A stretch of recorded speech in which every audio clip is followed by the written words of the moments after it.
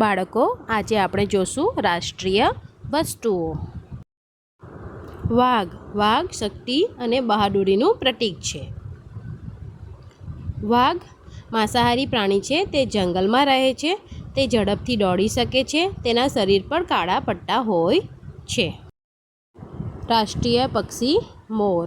મોર ખૂબ સુંદર પક્ષી છે અને તેની પાંખો રંગીન હોય છે. વરસાદમાં મોર નાચે છે. મોર બગીચા અને જંગલમાં રહે છે. મોર સૌંદર્ય અને ગૌરવનું પ્રતીક છે.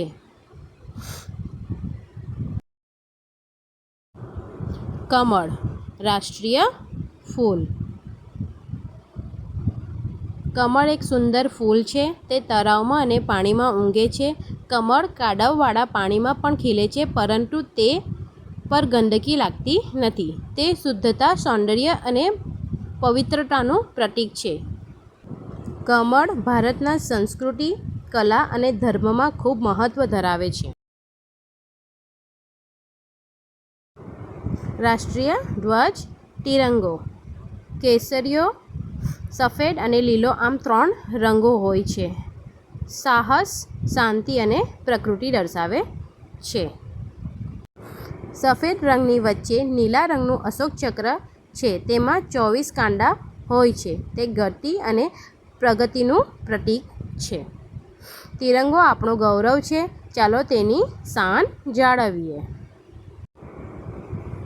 રાષ્ટ્રીય ચિહ્ન અશોક ચક્ર. અશોક ચક્ર આપણા રાષ્ટ્રીય ધ્વજમાં મધ્યમાં છે.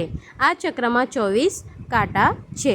તે ધર્મમાં પાણી અને પ્રગતિનું પ્રતીક છે. સત્યમેવ જયતે આપણું સૂત્ર છે.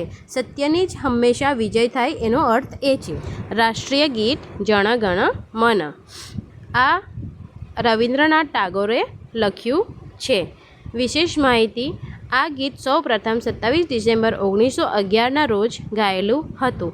તે પછી 24 જાન્યુઆરી 1950ના રોજ આપણે રાષ્ટ્રગીત તરીકે સ્વીકાર્યું.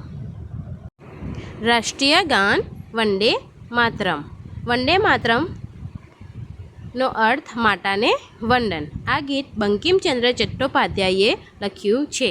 આ ગીત તેમના પુસ્તક આનંદમઠમાંથી લેવામાં આવ્યું છે. સ્વતંત્રતા આંદોલન દરમિયાન લોકો આ ગીત ગાતા હતા. આ ગીત દેશપ્રેમ અને ગૌરવ બતાવે છે. રાષ્ટ્રીય વૃક્ષ વટવૃક્ષ. વટવૃક્ષ લાંબા સમય સુધી જીવતું હોય છે. રાષ્ટ્રીય રમત હોકી. હોકી ભારતની રાષ્ટ્રીય રમત માનવામાં આવે છે. મેજર ધ્યાનચંદ આપણા દેશના પ્રસિદ્ધ હોકી ખેલાડી હતા. હોકી સ્ટિક અને બોલ સાથે રમાય છે. 2 ટીમો વચ્ચે મેચ રમાય છે. ખેલાડીઓ બોલને ગોલમાં મારવાનો પ્રયત્ન કરે છે. આ રમત ઝડપ, શક્તિ અને ટીમવર્ક શીખવે છે. Like, share and subscribe my channel. Thank you for watching.